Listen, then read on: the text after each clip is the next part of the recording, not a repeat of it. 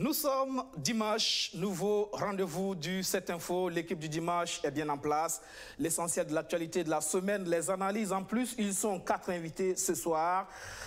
Siaka Coulibaly, notre consultant sur les questions politiques. La politique avec la candidature de Tahirou Barry justement à la présidentielle annoncée ce dimanche. Yirgou, 100 jours après, toujours pas d'arrestation. Le Burkina Faso a mal à son vivre ensemble. Il sera également question de poursuite des infractions douanières avec Kassoum David Koné. Et puis, pour terminer, on en saura davantage sur la gestion des déchets biomédicaux au Burkina Faso avec le docteur Kambiri. C'est à l'occasion de la journée internationale du biotechnologiste. Voici pour le menu. Bonsoir et bienvenue.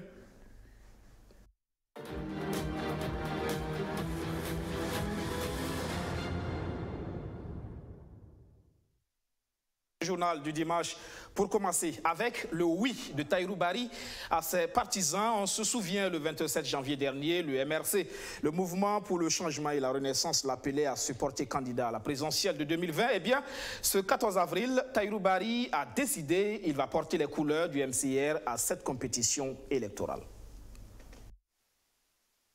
Entre le 27 janvier 2019, date à laquelle le MCR, le Mouvement pour le changement et la renaissance, l'appelait à se porter candidat à la présidentielle, et le 14 avril, 3 mois se sont écoulés. Un temps qui a suffi à Tahirou Barry pour se décider. À cette sollicitation de ces vaillants jeunes, je n'ai ni le droit de me dérober, ni d'hésiter. C'est pourquoi j'ai décidé librement, sereinement et solennellement de relever ce défi qui m'a été proposé en acceptant de me porter candidat à l'élection présidentielle prochaine de ma patrie. Celui qui se présente comme le candidat d'une génération consciente dit avoir pris sa décision après avoir consulté une centaine de leaders politiques et de sages. Parmi eux, son mentor, Laurent Bado, fondateur du Parent, à qui le candidat du MCR a encore une fois présenté ses excuses publiques. D'ailleurs, il n'écarte pas la possibilité d'une alliance entre le Parent et le MCR en 2020. En ce qui concerne une éventuelle alliance avec le Parent du professeur Laurent Bado, il faut simplement souligner qu'en politique, rien n'est exclu.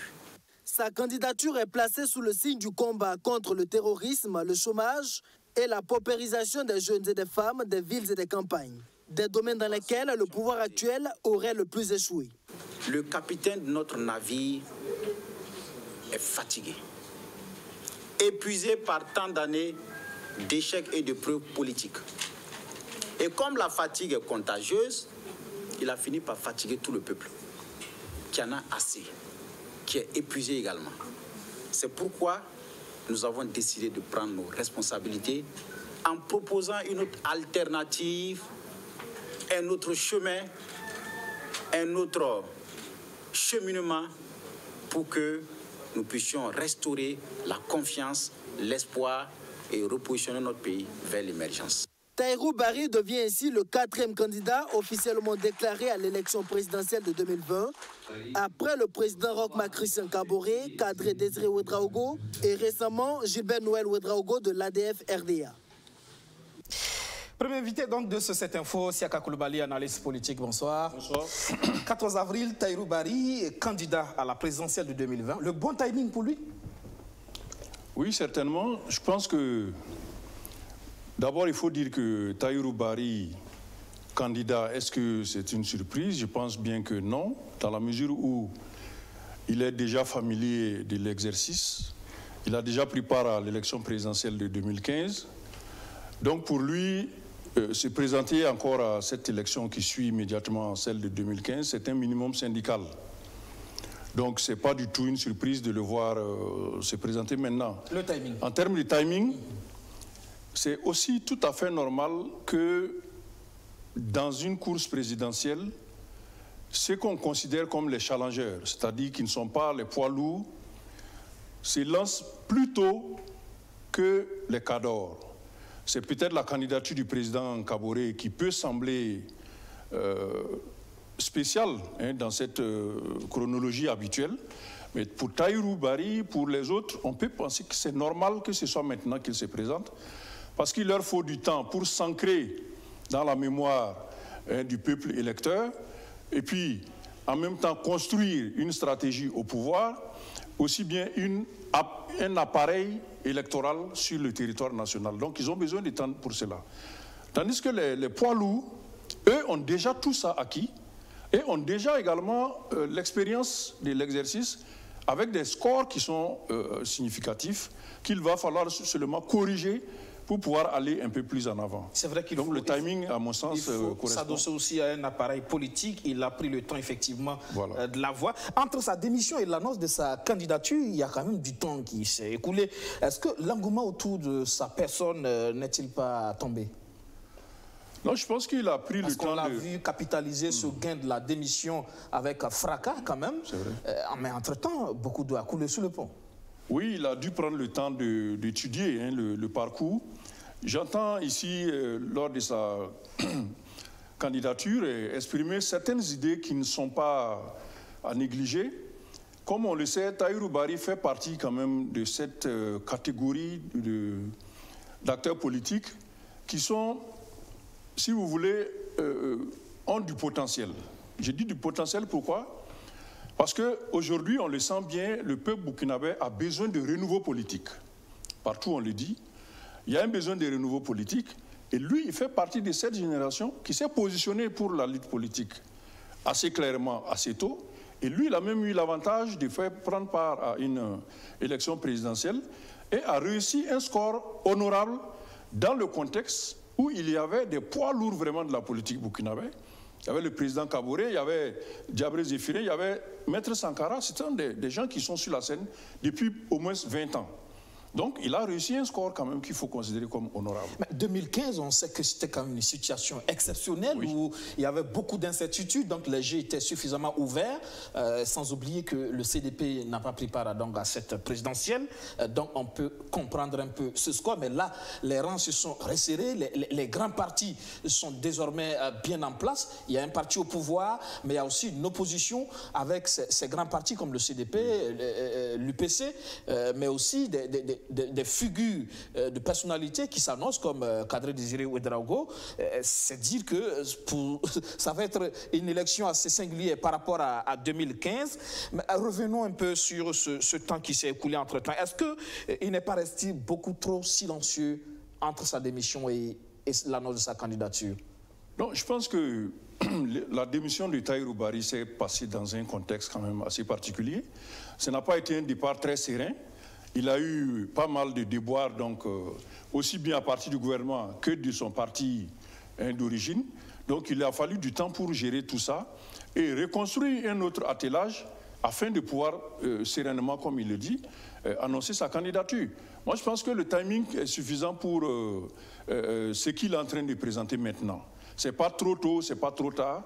Je pense que ça correspond un peu à ce qu'on aurait pu attendre de sa part. Alors faut-il s'attendre à le voir plus actif sur le terrain politique désormais, puisqu'il a un appareil politique derrière lui, le MCR? Logiquement, après avoir franchi cette étape de la candidature, Tahirou Barry doit nous donner d'abord son offre politique par rapport à la situation. Quand il parle des changements, il dit que le capitaine du navire est fatigué et il a fatigué tout le peuple. Il veut parler ici peut-être de la classe politique. Qu'est-ce qu'il proposera comme alternative? Quel est le contenu de l'alternative? Donc, il faut encore attendre de voir ça. Il y a le thème de la sécurité qui n'était pas présente en 2015. Cette fois-ci, forcément, c'est un thème. Et lui, déjà, en fait effectivement un thème dans le cadre justement de sa vision des choses. Je pense que tous les candidats sont obligés de prendre le thème de la sécurité à cause de la réalité qui est là. Donc, ils n'innovent en rien en parlant de la sécurité. Ce qu'en réalité, on attend de sa part, c'est de nous dire quel est son plan pour quitter de cette situation de sécurité où nous sommes aujourd'hui. Et c'est là que j'appelle l'offre politique. Il y a la question sécuritaire, comment on s'en sort. Il y a la question économique, avec en toile de fond la fraude sociale, comment on s'en sort. C'est là où le peuple veut entendre de la part des politiciens et surtout de ceux qui peuvent représenter l'alternative, des solutions nouvelles, des idées neuves pour quitter dans ce que nous étions jusqu'à présent. Et c'est là où dans les jours et les semaines à venir, Tahirou Barry va falloir démontrer sa capacité à concevoir une nouvelle société, une nouvelle gouvernance. À plus de l'offre politique, il va lui falloir également dessiner une stratégie pour pouvoir effectivement être victorieux à la fin. Tahirou Barry a des atouts, comme je l'ai déjà dit, parce qu'avec la jeunesse et le moment où le peuple a besoin d'un renouveau politique, il parle justement, peut jouer un rôle. Il entend incarner une génération justement consciente. Il peut jouer un rôle, et c'est comparaison utile, c'est de considérer le cas d'Emmanuel Macron. C'était à peu près dans les mêmes circonstances, où le peuple avait besoin de sortir du carcan qu'il avait reçu depuis des années, et il voulait changer donc de cadre politique. Et Macron est venu avec ce qu'on appelait le mouvement dégagiste, qui a terminé par éliminer tous les dinosaures de la scène politique française. Il se trouve que là, ce n'est pas le même environnement, le même contexte, les mêmes cultures politiques. Exactement. Là, Tahirou Barry sera-t-il capable au-delà, parce que là, il a derrière lui un appareil politique trop bébé, là, qui n'est pas suffisamment enraciné au niveau national. Pourra-t-il, en tout cas, au-delà de cet appareil politique, créer un mouvement générationnel autour de sa candidature effective? Oui, ce n'est pas le contexte qui défavorise Tahirou Barry. Ce qui le défavoriserait, c'est de ne pas pouvoir présenter les idées qui conviennent aujourd'hui.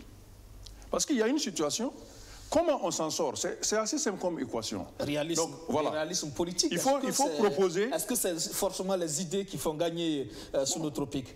Sous nos tropiques, nous sommes dans un contexte où la culture politique passée ne marchera plus. Il était assez facile à l'époque de s'arrimer au président tout-puissant de l'époque et puis de tracer son sillon. Aujourd'hui, je peux dire à partir de 2014, surtout après la transition, les cartes sont rebattues. Donc, les repères ne sont plus les mêmes. Même si on a vu l'ancien parti au pouvoir, certains, disons, dignitaires qui ont dirigé aussi avec Blaise Compaoré revenir aux affaires, on a bien vu l'essoufflement quand même. Donc cela veut dire qu'il y a une possibilité de changer les choses en disant aux gens exactement qu'est-ce qu'il faut faire par point, par secteur et pouvoir ressortir le pays de l'ornière où on se trouve aujourd'hui. Et s'il arrive à concevoir ces nouveaux vivres du Burkina, je pense qu'il peut encore accentuer le rôle qu'il a joué, le score qu'il a fait en 2015, en allant un peu plus loin. Même s'il ne remporte pas, ce serait de pouvoir jouer quand même un rôle de minorité de blocage ou de minorité d'alliance. Ou de faiseur de roi. Ou de faiseur de roi, tout simplement. Donc il a ces du second tour. Il a ces potentiels-là avec lui. Alors, c'est aussi avoir les reins solides financièrement. Exactement. C'est ça aussi la difficulté de la politique au Burkina Faso. C'est de pouvoir d'abord couvrir l'ensemble du territoire avec son appareil électoral. Et qui dit appareil électoral parle des finances. Les finances, ne c'est pas seulement au Burkina Faso que ça pose problème. Dans tous les contextes, on a vu, y compris aux États-Unis, où c'est les plus riches qui quand même finissent par remporter l'élection présidentielle. Donc là, il va falloir qu'il fasse preuve de solidité, parce que mobiliser l'argent pour sa campagne électorale et pour sa victoire électorale, ce serait déjà la preuve qu'il a des capacités d'homme d'État. Donc, à son niveau, précisément pour Tahirou Barry, c'est un défi spécifique qu'il doit relever et convaincre les gens qu'il a effectivement la capacité de mobiliser après l'argent pour le pays. Voilà. Pour terminer, il tend la main aux parents. Son parti qui l'a exclu. Alors, sincère ou juste un respect, parce qu'on a l'impression aussi que l'homme, plus le temps passe, gagne aussi en sagesse. Je pense que Tahirou Barry, ici, a fait un coup politique important. C'est de neutraliser l'adversité possible de son mentor. Donc on a bien vu comment ils se sont quittés et par la suite comment le professeur s'est mis à le traiter dans les médias, etc. Donc il essaie ici, à défaut d'aboutir à une alliance réelle, de neutraliser au moins en démontrant sa bonne foi et sa bonne volonté, en allant voir le professeur, en évoquant donc une possibilité d'alliance, etc. Je pense que c'est plutôt ça qu'il recherche, plutôt que de vouloir encore obtenir les yeux doux des militants du parent ou autres. Merci, Siaka Coulibaly. Merci. À présent, retour sur Actu.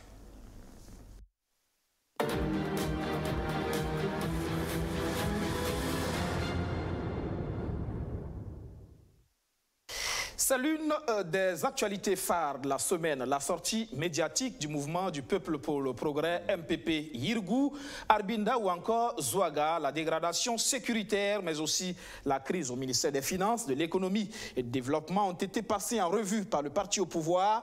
Pour le mouvement du peuple pour le progrès, les agissements des agents des finances ressemblent à du sabotage déguisé. Près de 2 mois après sa dernière conférence de presse, le mouvement du peuple pour le progrès réunit à nouveau les hommes de médias. Et c'est la situation nationale qui est au cœur des échanges convoqués par le parti au pouvoir. Les impôts et taxes ne sont plus perçus dans certaines directions des impôts pour cause d'absence du réseau. Ce qui a même provoqué la colère de certains usagers qui ont exprimé leur ras-le-bol le 8 avril dernier. Pour le MPP, les agissements des agents du Minefid s'apparentent à du sabotage. Et c'est pour ça que nous avons parlé de sabotage. Ça ressemble à du sabotage. Et il faut avoir le courage même de dire que c'est bien ça. Si ceux qui sont payés pour faire rentrer de l'argent dans les caisses de l'État refusent de le faire, on fait quoi? C'est la banqueroute à tous les niveaux. Ça veut dire qu'on ne pourra même plus ravitailler les hôpitaux. Il y a eu Yirgou, Zouaga et plus récemment Arbinda. Les conflits communautaires se multiplient au Burkina Faso. Une partie de l'opinion publique reproche au gouvernement d'être laxiste, mais pour le mouvement du peuple pour le progrès, tout n'est pas question d'usage de la force. Si c'était la force, bon, on a dû amener des éléments de la police, la gendarmerie, mais cela ne suffit pas. Il faut engager le dialogue entre ces populations. On est ensemble, on est obligé de trouver des liens qui permettent effectivement à ce que la vie dans la cité soit possible.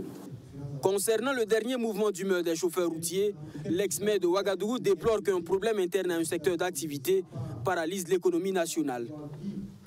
Là où le bas blesse, c'est le fait que, à cause de cette situation entre eux, ils en viennent à bloquer l'activité économique du pays et à mettre en péril même des vies. Ça crée des problèmes, des désagréments terribles et des pertes sèches. Et donc c'est ça qui n'est pas acceptable. Autre point au menu des échanges de ce 11 avril, la question de la facilitation du retour des exilés demandée par certains partis politiques.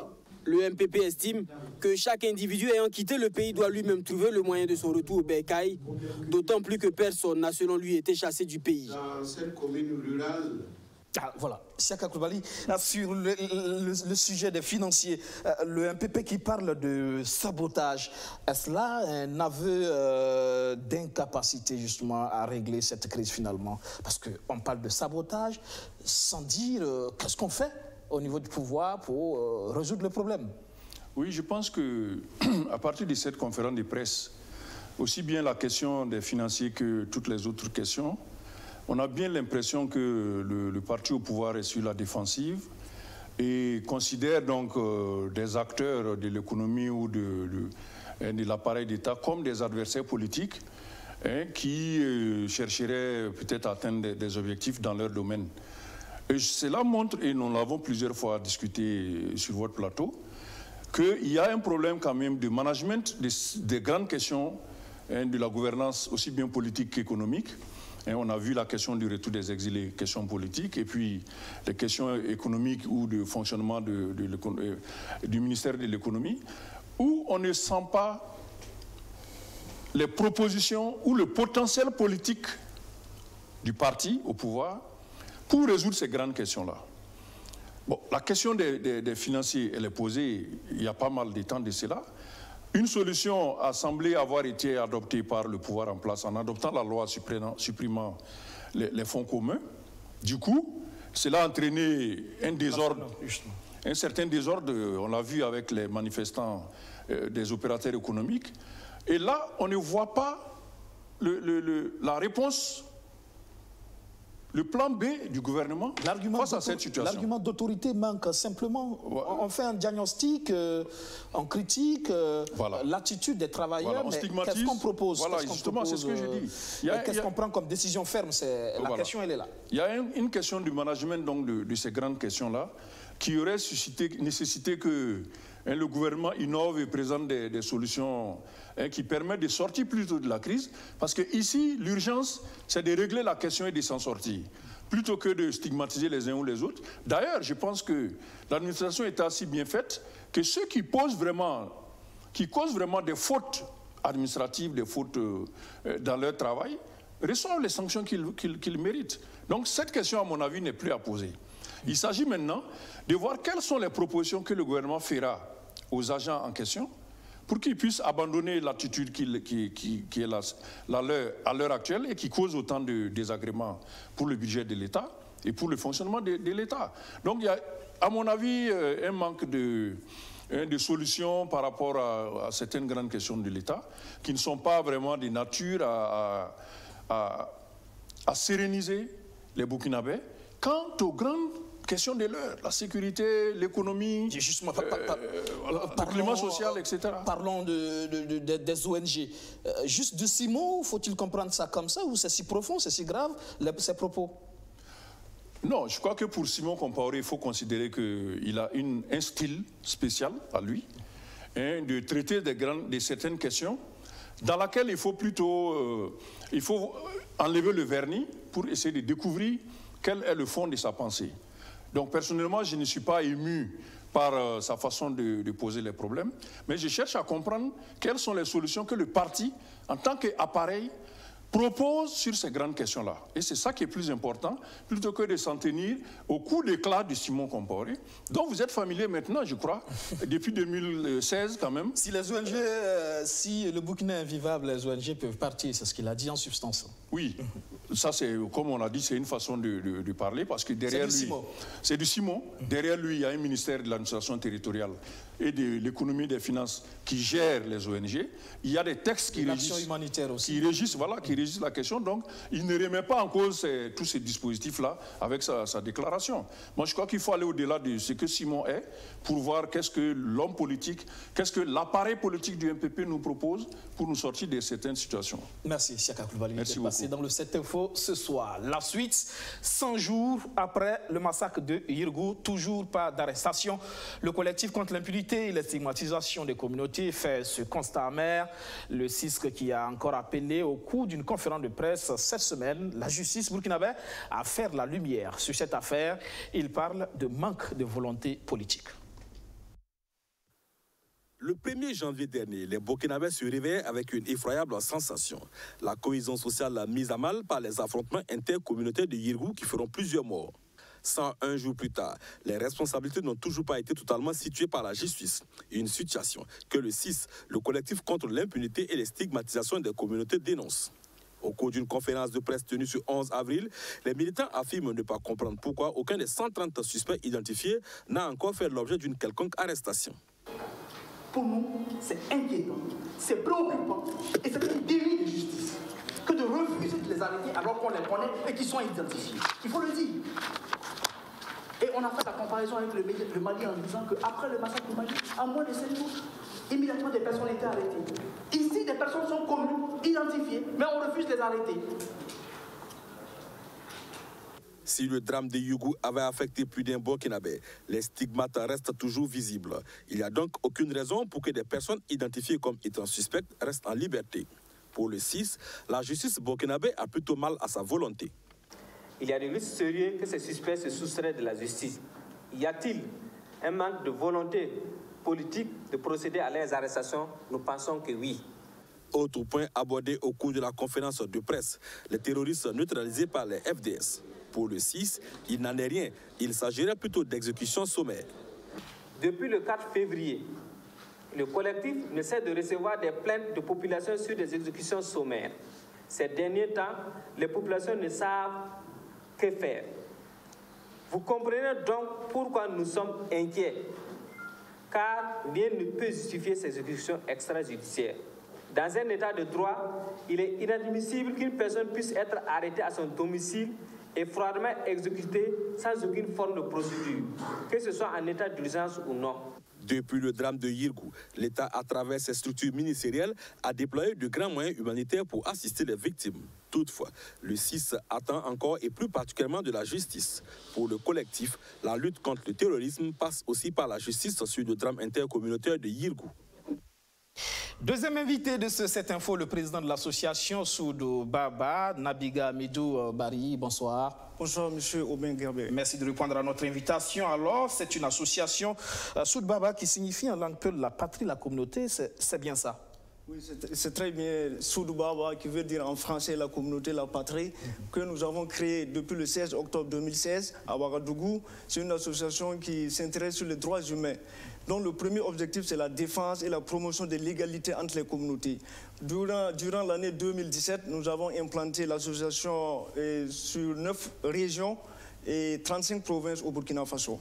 Aujourd'hui, vous parlez effectivement de promouvoir donc, le vivre ensemble entre les communautés. C'est une réalité aujourd'hui.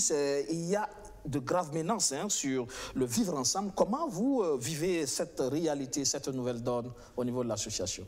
Le vivre ensemble, c'est une réalité, c'est une question quotidienne que chaque jour on se pose, parce que vous avez vu que le Burkina Faso est marqué par des attaques terroristes, des tensions communautaires, et aussi certains groupes d'autodéfense pour certains, et d'autres une milice armée qui aussi attaque les communautés. Mais nous, à notre niveau, Soudou Baba, nous disons l'ennemi est connu, est invisible, et c'est le terrorisme. Il ne faut pas que le terrorisme crée l'amalgame entre les communautés. Donc nous invitons toutes les communautés à la raison garder et puis croire à la justice. Justement. Alors, Yirgou, c'est l'échec de tous, non? Il y a l'État, mais il y a aussi les associations comme Soudou Baba, par exemple. C'est aussi ça, c'est l'échec de tous. Non, l'échec Yirgou, c'est l'échec des autorités d'abord. Parce que c'est l'autorité qui doit garantir la sécurité de tout le Burkinabé. Vous voyez que aujourd'hui, jour pour jour, nous sommes à 104 jours, aucune arrestation. Selon le collectif contre l'impunité et la stigmatisation des communautés, le procureur de Kaya a dressé une liste de 130 suspects jusqu'à présent qui circulent librement au Burkina Faso. On se demande, est-ce qu'il n'y a pas une volonté politique de laisser aller? Et la deuxième question, est-ce que l'État ne doit pas donner les moyens nécessaires? Parce que Yirgou, on ne doit pas voir le Yirgou comme un drame ethnique, mais un problème burkinabé.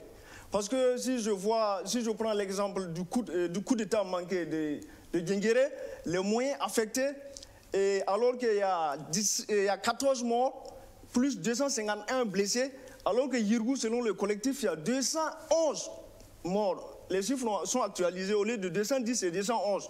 À la date du 24 février, il y a un certain Diallo Sadou, Diko Sadou qu'ils ont abattu encore. Donc pourquoi pas mettre les moyens qu'il faut pour finir avec le cas de Yirgou? Parce que tant que Yirgou n'est pas résolu, il y aura un Yirgou. En tant que président de Soudou Baba, mon un Yirgou, que ce soit n égale à 1, il faut qu'on traite Yirgou avec toute fermeté. Il faut que l'État donne les moyens à la justice pour faire son travail. Parce que quand nous on voit la lenteur de la justice, on se demande est-ce qu'il n'y a pas une volonté de faire perdre les preuves? Parce que plus le temps avance, plus il y a des pertes. Il y a des risques que des auteurs présumés puissent disparaître dans la nature, justement. Oui, c'est ça notre question. Est-ce qu'il n'y a pas une volonté d'effacer les traces? Mais ça, c'est les conséquences. Vous accusez l'OTA. Mais en amont, est-ce que ce travail de sensibilisation qui vous revient, vous aussi, vous, association, par rapport à ce vivre ensemble entre communautés, est-ce que quelque part aussi les associations n'ont pas failli dans cette mission? Les associations, on ne peut pas dire qu'ils ont failli parce que nous, chaque fois, on alerte. Parce que nous, Soudou Baba, en tant qu'association Soudou Baba, c'est la prévention, la gestion des conflits. Et même le cas de Yirgou a été alerté. Mais les gens ont laissé jusqu'à... Il y a eu l'affrontement.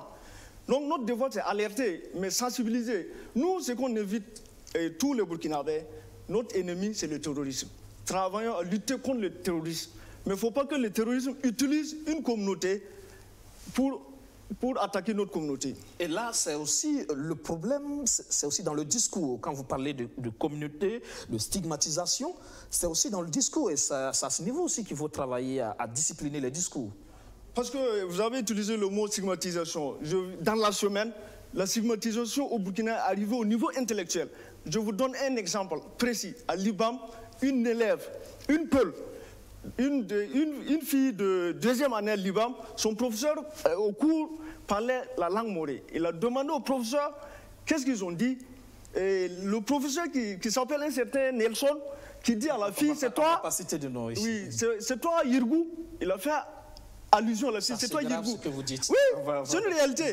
Ok, donc c'est ce type de discours qu'il faut bannir désormais, parce que là, c'est un discours dangereux qu'il faut combattre, et c'est l'affaire de tous, associations, l'État, c'est l'affaire de tous. Mais au-delà, c'est aussi un travail de compréhension des cultures des peuples amené par tous.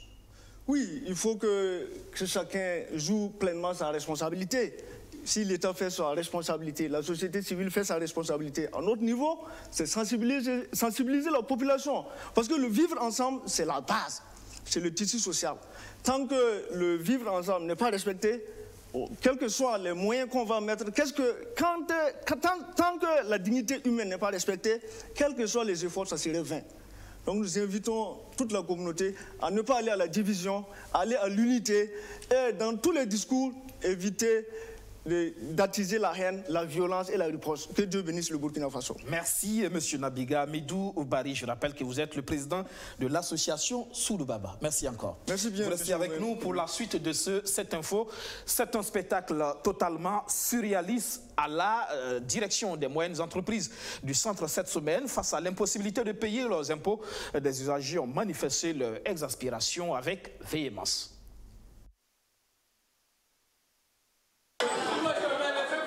La scène est des plus inhabituelles, des contribuables qui manifestent pour qu'on reçoive leurs impôts. Nous sommes à la direction des moyennes entreprises 1 et 2 en face de la mairie de Bogodgo. Et ces contribuables disent être las de venir trouver chaque matin des guichets fermés et sans aucune explication.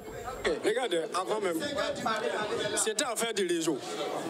Ils sont dans les bureaux, mais il n'y a pas de réseau. 5 h du matin, on est aligné. 14 h, il n'y a pas de réseau. Mais aujourd'hui même, ils ont suspendu même les fiches de dépôt de fiches de compte fiscal là.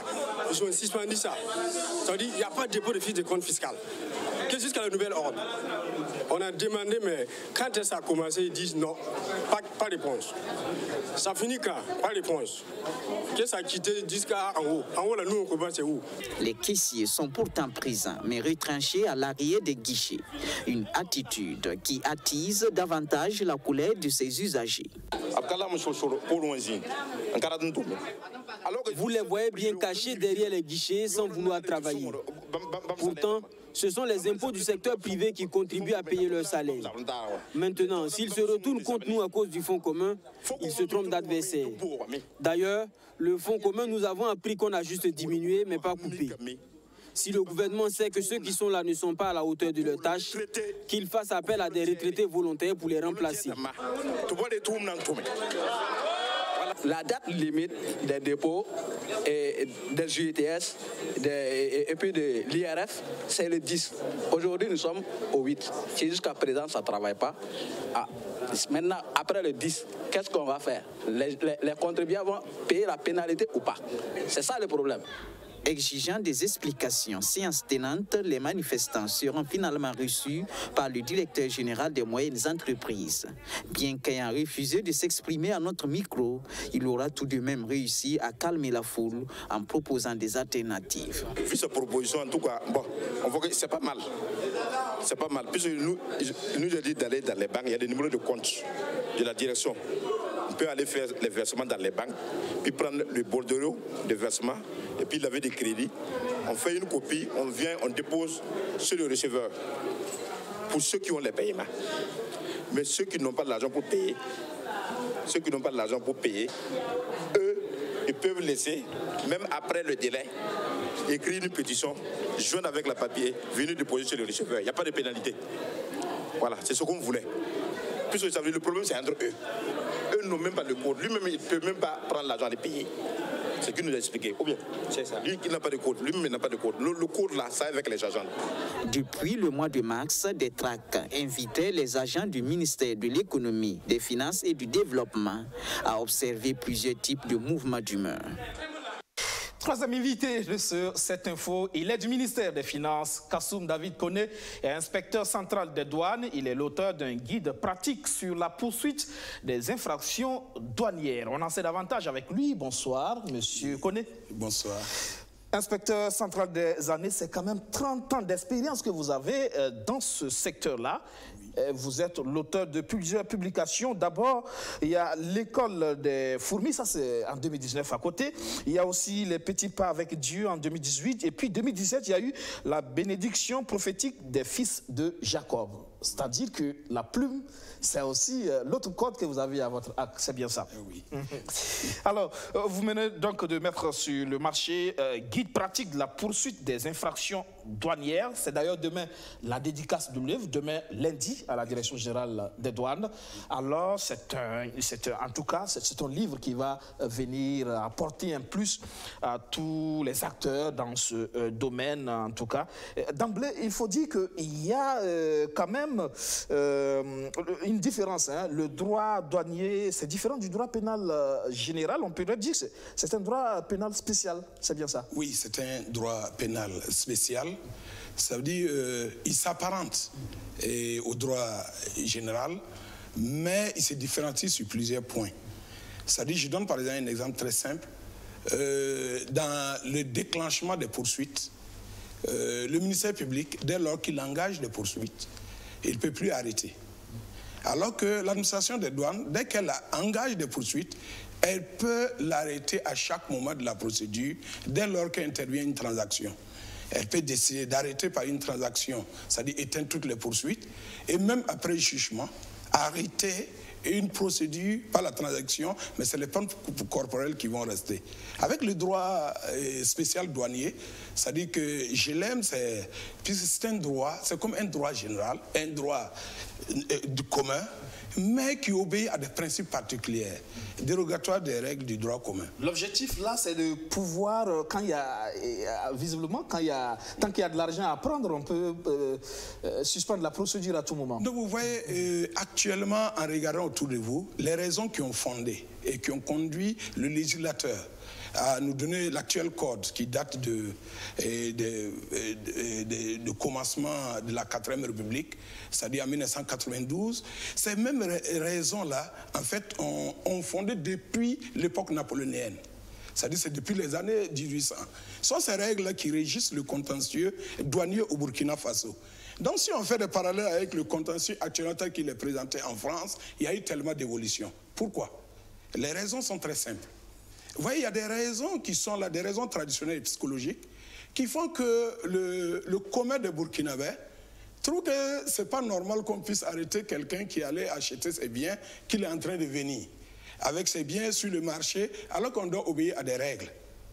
Et ces règles-là, ça veut dire que si la personne n'arrive pas à se soumettre à l'intérêt général, ça veut dire que c'est l'existence même de l'État qui est menacée. Et un de nos dévanciers a osé dire que la fraude actuellement, c'est comme le sida de l'économie. C'est-à-dire, une fois qu'on laisse aller, ça veut dire que c'est ce pays, tous ces fondements qui seront ébranlés. Donc, vous voyez, donc la population actuellement, vous le voyez, même en centre-ville, dès que vous arrêtez des gens, pour pouvoir appliquer la loi douanière, c'est la population elle-même pour qui on se bat, qui va venir se regrouper pour forcer les agents à remettre les colis. Vous voyez, c'est paradoxal. On travaille pour le bien public, même les fonctionnaires qui tirent leur salaire de ces luttes-là. Et même, ils trouvent que c'est faire la force à des gens qui veulent contourner les routes pour venir. Bon, nos juges. Vous voyez, ça dit que ce qui est important, ce livre-là, c'est comme j'invitais mes collègues à sortir du bois sacré. Il ne faudrait pas que le droit soit considéré, le droit douanier soit considéré comme réservé à des initiés qui sont autour de leur tour des douaniers. Parce que c'est aussi la méconnaissance de ce droit qui fait aussi qu'il y a des... C'est la raison pour laquelle je dis que moi j'ai ouvert la route pour dire qu'il est temps qu'on sorte du bois sacré. C'est-à-dire qu'on se fasse connaître, qu'on fasse connaître ce droit. Il faut vulgariser ce droit. il faut le vulgariser, puisqu'il n'est pas enseigné comme ça au niveau des facultés de droit, c'est méconnu. Au niveau des juges, même le code, l'élémentaire, le code qu'ils doivent appliquer, ils ne l'ont pas. À plus forte raison, savoir comment il faut l'appliquer. Et maintenant, même les douaniers, pour pouvoir aller, ont une certaine appréhension, puisqu'un magistrat m'a dit un jour, nous n'aimons pas votre code, puisque ça a beaucoup de restrictions. Donc, les juges ne trouvent pas vraiment que les délits douaniers ont un impact sur la société au point qu'on puisse particulariser la répression de cela. Alors que c'est une erreur. J'aurais voulu que ça reste dans le général. Voilà. Alors, parlons des différents types d'infractions douanières. Oui. Donc, ça veut dire qu'il faut savoir qu'en matière douanière, il y a deux grands types. Il y a les contraventions qui sont réparties en 4 classes et puis les délits qui sont répartis en 3 classes. Et chacune d'elles obéit à certaines modalités de constatation et puis de répression. C'est-à-dire que ces infractions-là sont là on fait tout pour qu'au moins le fait frauduleux soit réprimé et montrer la gravité du fait. Malgré que autour de nous, les gens croient que c'est une infraction qui n'a pas vraiment son paysan d'or, mais nous disons que si nous ratons là-bas, c'est le pays lui-même qui est menacé. Alors, le mode de constatation de ces infractions, comment ça se fait justement avec vous? Donc, dans le livre, on a essayé de revenir plusieurs fois comment il faut constater. C'est-à-dire que nous avons deux procédures particulières. Il y a la procédure par voie de saisie, c'est-à-dire une appréhension matérielle des marchandises. Ça aussi, ça obéit à certaines réalités. Et puis, il y a la procédure d'enquête. C'est-à-dire que par ces deux possibilités-là, on arrive à constater des infractions et on établit encore des actes de constatation qui peuvent être le PV de saisie ou le PV de constat. Donc, tous ces PV-là sont dotés de certaines forces particulières, une force probante particulière. Et ce qui est intéressant, puisque souvent j'ai des problèmes dans certains tribunaux qui demandent, mais ils veulent le corps du délit pour pouvoir statuer, ils veulent le corps du délit pour pouvoir juger. Mais la loi dit qu'un PV de douane qui n'a pas été argué de faux, qui est valable, régulier, est le corps de délit par excellence. On n'a pas besoin de marchandises. C'est-à-dire tant qu'il n'a pas été attaqué, entaché de nullité, c'est-à-dire qu'il n'a pas été démontré que ce PV est faux, ce PV est la preuve par excellence. Le juge n'a même pas besoin, et bien plus. C'est-à-dire le code des douanes innove quelque chose qui fait que même le principe de l'intime conviction du juge est limité. C'est-à-dire que le juge doit déclarer coupable quelqu'un même s'il est convaincu de sa bonne foi. C'est difficile à accepter.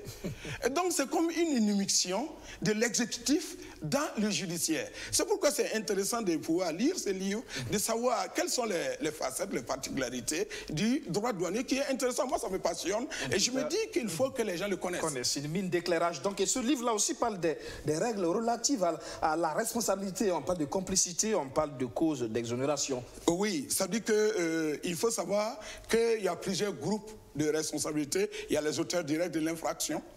Et donc, après les auteurs directs de l'infraction, dans ces auteurs directs de l'infraction, il y a le principe des détenteurs de la marchandise de fraude. C'est-à-dire, si nous, on vous voit avec une marchandise de fraude, on n'a pas besoin de démontrer que c'est vous qui êtes allé dans le pays étranger amener. Vous qui êtes le détenteur de la marchandise de fraude, c'est vous qui êtes réputé le fraudeur. Donc, il y a le déclarant, il y a le transporteur. C'est-à-dire que pour qu'un transporteur public puisse vraiment se dépouiller de sa responsabilité, il faut que, sur le champ, la loi dit quoi? C'est-à-dire dès lors qu'on l'interpelle, il faut qu'il fasse une désignation immédiate du véritable auteur de la fraude. Et que cette désignation, la loi le dit, permette à la douane d'exercer des poursuites utiles. Vous voyez, donc il y a les commandants d'aéronefs et tous sont responsables. Il y a les complices intéressés comme en droit commun. Mais il y a une particularité du droit douanier aussi qui dit que les intéressés à la fraude. Donc il y a tout un groupe. Mais ce livre, en fait, ne fait que parler de la poursuite et devant les tribunaux particulièrement. Justement, ça montre, le livre donne les modalités de poursuite. Les modalités de poursuite. Et tout le cheminement, les démarches à prendre pour pouvoir exercer des poursuites utiles. C'est-à-dire nous voulons que ce soit les collègues puissent se familiariser avec ça, que les hommes de droit aussi puissent voir au moins le regard d'un professionnel, de quelqu'un qui a pratiqué au moins pendant 34 ans que j'ai dans ce domaine. Ce livre est aussi utile pour les opérateurs économiques. Les opérateurs économiques, les transitaires, en fait, bref, à tous nos étudiants, c'est bon, je dis, nous, j'ai voulu qu'on ne nous voit pas seulement comme des gens qui sont retranchés derrière une tour d'ivoire, mais qu'ils soient des gens qui travaillent sur des principes établis. La base de loi. Voilà, d'une loi. Voilà, et qui encadre toutes les actions. Voilà.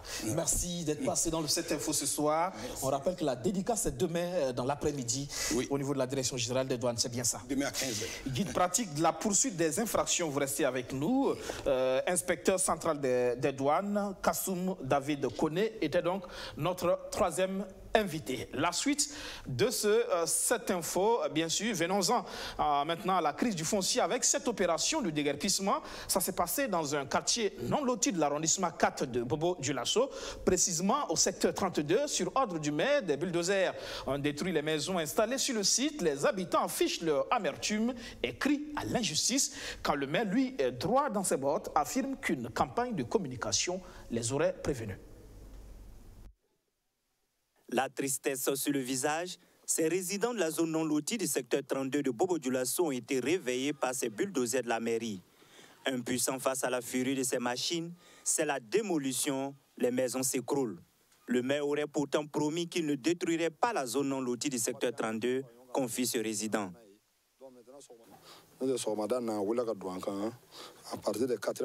C'est aux alentours de 4 heures du matin que nous avons constaté la destruction de nos maisons. Le maire nous avait dit d'amener les documents qui prouvent que nous sommes propriétaires afin qu'ils ne détruisent pas nos maisons. Voici ce qui reste de la maison de Madi Sawadogo. Lui et sa famille ont du mal à accepter cette réalité. Il a acheté son lopin de terre chez des propriétaires terriens en 2013. Aujourd'hui, c'est avec impuissance qu'il assiste à la destruction de sa maison. La gorge nouée, le visage englouti par des larmes, il en veut désormais au régime en place. Nous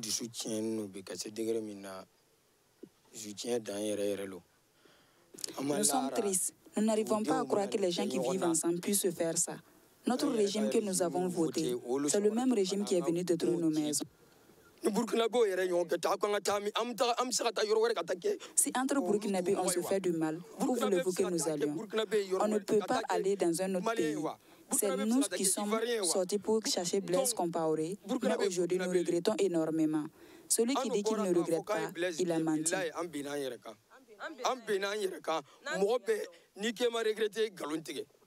Certains déguerpis reconnaissent avoir été informés bien avant le déguerpissement. Mais comme Nestor Yen, ce sont des populations qui disent ne pas savoir où partir si ce n'est dans ces zones non loties. C'est depuis 2017 que la mairie de l'arrondissement 4 procède à la sensibilisation des populations par rapport aux installations anarchiques sur les berges du Marigot Oué. En plus des séances de sensibilisation, le maire affirme que des campagnes de communication ont été également faites en 2018. Nous avons passé des messages de sensibilisation. Il y a des conseillers qui sont les représentants du maire dans chaque secteur de mon arrondissement. Alors, ces conseillers avaient pour devoir de donner l'information juste, en tout cas aux populations. Et ce qui est fait, à travers les journées de redevabilité où toute la population a été invitée, la communication aussi a passé. Et à travers les communiqués radio dans toutes les langues que nous, quand on parle ici à Bobo-Dioulasso, l'information a également passé. Donc aujourd'hui, nous n'avons pas une autre manière de pouvoir leur donner l'information. Moi-même, j'ai été invité dans des radios, n'est-ce pas, et pour répondre aux questions des différents journalistes et en expliquant de façon claire et en tout cas l'intérêt qui nous pousse effectivement à procéder à ces actions-là. Selon les autorités communales, le déguerpissement des populations et la démolition de leur habitat dans les zones non loties vise à assainir le foncier urbain dans la ville de Bobo-Dioulasso. Après le secteur 32, les populations du non loti du secteur 24 dans l'arrondissement 4 seront aussi déguerpies selon le maire Bakone Milogo. Quatrième invité de cette info, le docteur Dananibe Kambiré. Il est le président de l'ABTEB, l'association burkinabé des techniciens et des biologistes. Bonsoir. Bonsoir. Avec vous, nous parlons donc de la journée internationale du biotechnologiste 2019. C'est une journée qui est célébrée en tout cas chaque année. L'année dernière, vous étiez là. D'ailleurs, on parle de gestion de déchets. Le biotechnologiste, acteur dans la gestion des déchets d'activités de soins. Quelle est la réalité aujourd'hui au niveau du Burkina Faso sur la question de la gestion des déchets? Merci beaucoup. Toujours est-il qu'aujourd'hui au Burkina Faso, la gestion des déchets biomédicaux n'est pas maîtrisée. Et l'objectif donc de cette thématique que nous avons développée n'est pas donc de voir l'ampleur au niveau national, mais c'est surtout voir en ce qui nous concerne comment est-ce que nous devons pré-traiter ces déchets biomédicaux produits donc au sein de nos structures. Parce qu'en rappel, il faut savoir que le laboratoire est un lieu de production massif de déchets biomédicaux. Et nous devons véritablement nous mettre pour que déjà, en ce qui nous concerne, ces déchets biomédicaux soient bien pré-traités et stockés et mettre maintenant à la disposition de l'administration des structures hospitalières pour donc la destruction. Le problème, c'est quoi? C'est l'expertise qui manque ou c'est les moyens techniques? Bon, nous ne pouvons pas dire que l'expertise manque. En ce qui nous concerne, ce dont nous sommes conscients est qu'il y a un problème dans la gestion des déchets biomédicaux. Quand vous allez prendre le niveau national, en tout cas, il n'y a pas une maîtrise de la gestion des déchets biomédicaux. Et nous, notre objectif en tant qu'association, c'est d'abord sensibiliser donc nos membres à travers leur comportement au quotidien, en même temps interpeller les politiques afin que des mesures idoines soient prises pour que la gestion des déchets biomédicaux soit prise au sérieux au niveau de notre pays, ce qui donc nous éviterait donc des drames à venir. Parce que c'est mal géré, il y a effectivement des drames qui peuvent survenir. Absolument. Je prends par exemple le cas des bactéries qui sont dans les laboratoires. S'ils ne sont pas bien éliminés, ils peuvent constituer donc un problème d'épidémie. Prends par exemple les seringues qui sont utilisées dans les structures de santé. S'ils ne sont pas bien gérés, facilement ça peut constituer donc des sources de contamination au sein de la communauté. C'est pourquoi nous pensons que déjà en ce qui nous concerne, que nous fassions un bon tri à la source, que nous procédons donc à des bons conditionnements, à un stockage, à un pré-traitement. Et maintenant, l'autorité de l'hôpital va s'assurer du transport et de l'élimination et soutenue donc par les autorités politiques du pays. Nous pourrons donc avoir une bonne politique donc de gestion des déchets biomédicaux. Est-ce que la gestion elle est intégrée dans la formation à la base? Absolument. Déjà, à l'école de base, les gens savent les déchets, qu'est-ce qu'ils sont. Et connaissant d'ailleurs ce que c'est que la maladie n'est pas une génération spontanée. Elle provient donc d'un micro-organisme. Et de ces micro-organismes, nous en produisons au labo. Et c'est pourquoi nous devons contribuer, pour ce qui nous concerne, à ce que ces déchets biomédicaux soient bien traités. Bien traités, je suppose que ça peut être un coût, c'est peut-être ça aussi le problème. Absolument. Pour qu'un déchet biomédical soit pré-traité, d'abord, je vous ai parlé du tri à la source, c'est-à-dire qu'il y a des outils qu'il faut disposer. Il faut donc les stocker. Les déchets biomédicaux, on ne va pas les mélanger. Vous n'allez pas prendre les déchets assimilables donc, à des déchets ménagés, mélangés donc à des seringues qui sont des déchets piquants. Donc il faut déjà les séparer à la base, et sans les séparant et en les pré-traitant, que maintenant on peut assurer donc un bon stockage et une bonne élimination. Bon stockage, une bonne élimination. En tout cas, la réflexion, vous l'avez lancée au cours de ce week-end. On rappelle que la journée, c'est demain 15 avril, mais les activités, vous les avez tenues ce week-end, hier samedi, aujourd'hui dimanche, c'est bien ça? Effectivement, sachant bien que demain c'est un jour ouvrable, donc nous avons anticipé la célébration en faisant donc, depuis hier, à travers les 48 heures, en même temps une formation de nos membres. Et aujourd'hui, nous avons procédé donc, au renouvellement donc, de notre structure, l'association burkinabé des techniciens et des biologistes. Donc c'est la formation, c'est aussi des communications sur des thématiques précises? Tout à fait. Hier, nous avons eu près de 6 thèmes qui ont été développés. Le premier thème, c'était d'abord l'historique de l'ABTEB. pour que les plus jeunes sachent d'où nous venons. Ensuite, nous avons abordé dans les thèmes de la déontologie et de l'éthique, parce que nous sommes dans un milieu où il faut beaucoup donc, de discernement. Et nous avons travaillé à ce que tout le monde comprenne ce que nous posons comme acte et comment nous devons les encadrer. Il y a eu ensuite la problématique même de la gestion des déchets biomédicaux, une thématique développée donc par le directeur des laboratoires du Burkina Faso. Et ensuite, nous avons continué donc avec la place du laboratoire dans l'antibiorésistance, un élément fondamental. Nous avons continué aussi avec la place du laboratoire dans le système One Health. Et donc, nous avons terminé par le système management qualité au laboratoire. Est-ce qu'on a une idée de l'ampleur des déchets biomédicaux produits par mois, par an, par nos services de santé? Il faut se dire, c'est des tonnes et des tonnes de déchets biomédicaux qui sont produits donc, par jour dans nos structures. Et mis ensemble, comme il n'y a pas eu d'études qui ont été menées, nous n'avons pas de données plausibles, mais toujours est-il que le problème, il est là posé et qu'ensemble, il doit être traité avec la plus grande rigueur. Est-ce qu'on peut dire que jusque-là, la question est plutôt bien maîtrisée?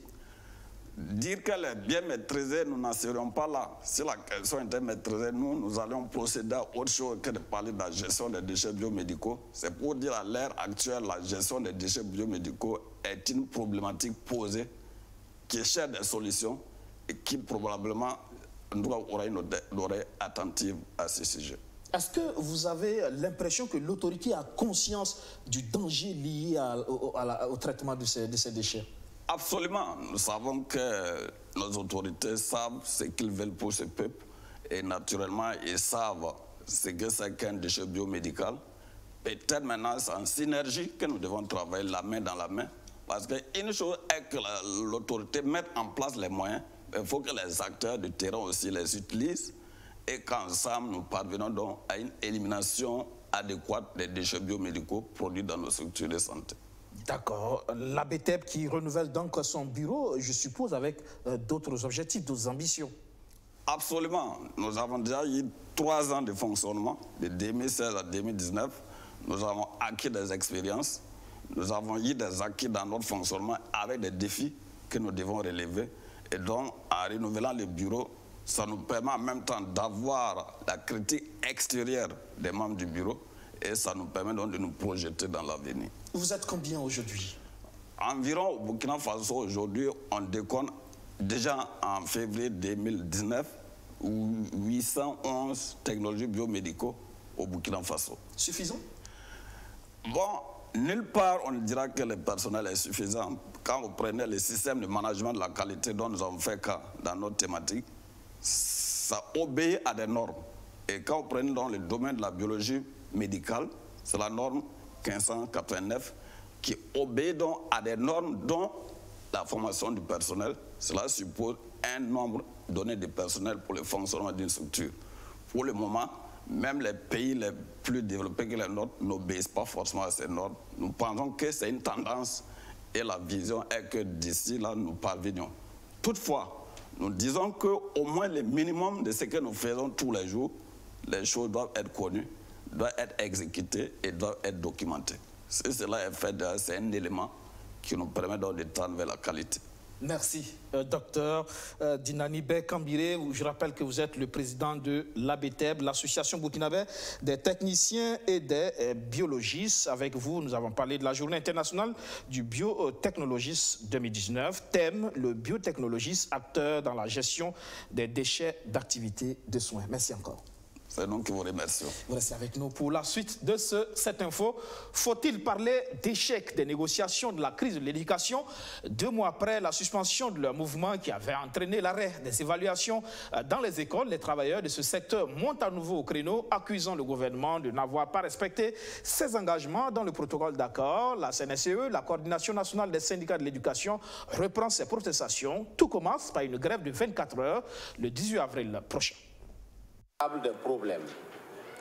Au regard de ce qui précède, la CNSE a déposé auprès du secrétaire général du gouvernement le 3 avril 2019 un préavis de grève appelant l'ensemble des travailleurs de l'éducation et de la recherche à observer un arrêt de travail de 24 heures le jeudi 18 avril 2019 de 0h à 24h. Une grève qui devrait être ponctuée de marches-meetings. Cette décision, la coalition nationale des syndicats de l'éducation la justifie par le fait que le gouvernement n'ait pas respecté tout ou une partie de ses engagements notifiés dans une correspondance du 29 janvier dernier. L'un d'entre eux, et de loin le point central, serait la finalisation du projet du statut valorisant et son introduction au Conseil des ministres, promise au plus tard fin février 2019. Le contenu du statut n'est jusque-là pas arrêté et visiblement, le gouvernement n'est pas dans une logique d'en faire un statut véritablement valorisant. D'ailleurs, notre dernière correspondance adressée à son Excellence, Monsieur le Premier ministre, le 26 mars 2019, pour une reprise et une finalisation des travaux sur le statut valorisant, n'a reçu de réaction que le 9 avril 2019, sans aucune réponse aux questions soulevées et ne précisant aucune date pour la finalisation des travaux sur le statut. Si le statut valorisant est au point mort, la question concernant l'opérationnalisation des décrets relatifs à l'octroi d'une bonification d'échelon a quant à elle connu quelques avancées. Des avancées jugées encore trop timides à en croire les chiffres donnés par la CNSE. Le 27 mars 2019, la partie syndicale représentée au sein du comité de suivi de la mise en œuvre du protocole apprenait de sources gouvernementales que seulement 12 982 sur 100 114 ont constaté l'incidence financière de la bonification d'échelon en fin mars 2019, soit environ 12,5%. Même constat en ce qui concerne la correction des indemnités. Indemnité de logement, effectif potentiel, 66 055. Total bénéficiaire en fin mars, 39 768. Indemnité spécifique, effectif potentiel, 74 509. 45 688 ont pu constater une constatation financière de cette indemnité. Des statistiques qui indiquent selon la CNSE qu'il y a beaucoup à faire et que le gouvernement serait dans le dilatoire.